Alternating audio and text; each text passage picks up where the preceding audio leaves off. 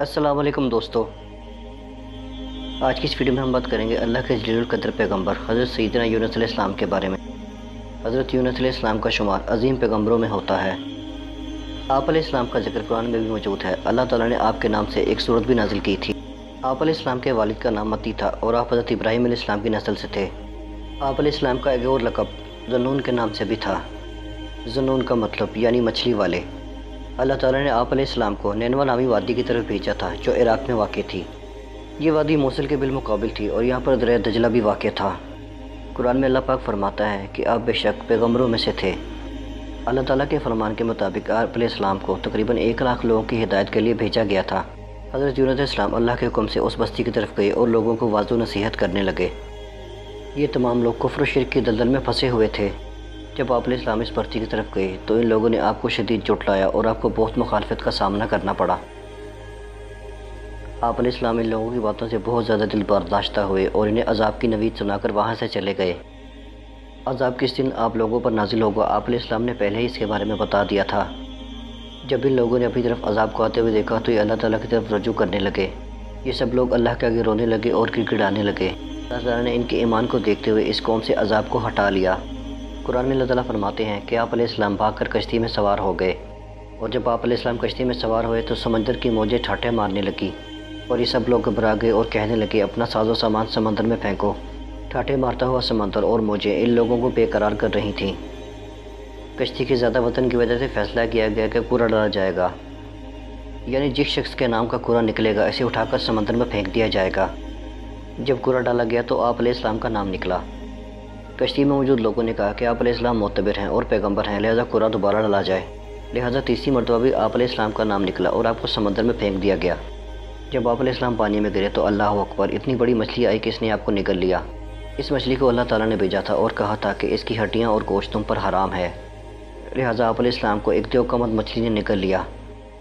اللہ تعالیٰ کے فرمان کے مطابق یہ مچھلی بہت بڑی تھی۔ اتنی بڑی مچھلی نے آپ علیہ السلام کو نگل لیا اور پانیوں میں گم ہو گئی۔ جب آپ علیہ السلام نے مچھلی کے پیٹ میں سوچا کہ 3 دفعہ کوڑا میرے ہی نام کا نکلا ہے تو اللہ تعالیٰ سے استغفار کرنے لگے اور فرمانے لگے کہ یہ سب کچھ اللہ تعالیٰ کے حکم سے ہی ہوا ہے، لہٰذا مجھے استغفار کرنی چاہیے۔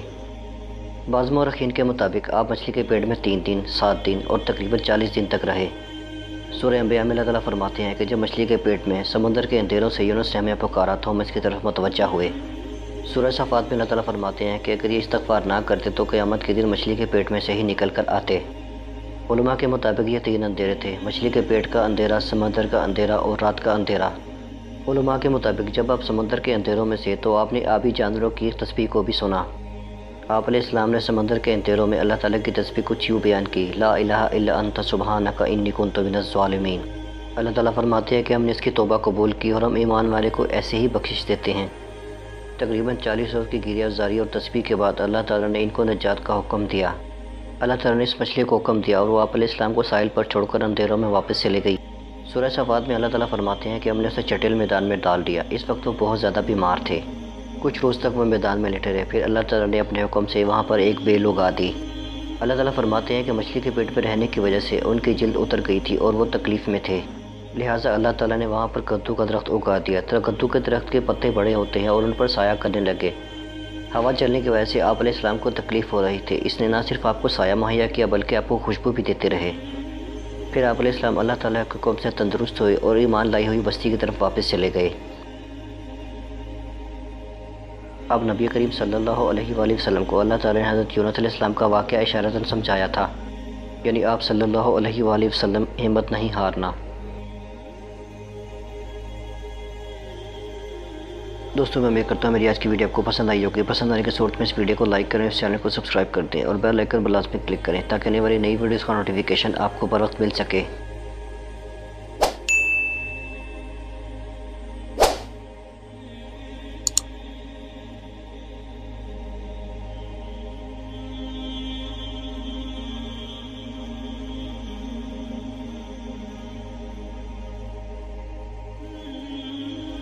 میں ملوں گا آپ کو نیکسٹ ویڈیو میں، تب تک اپنا بہت زیادہ خیال رکھیے گا۔ اللہ حافظ۔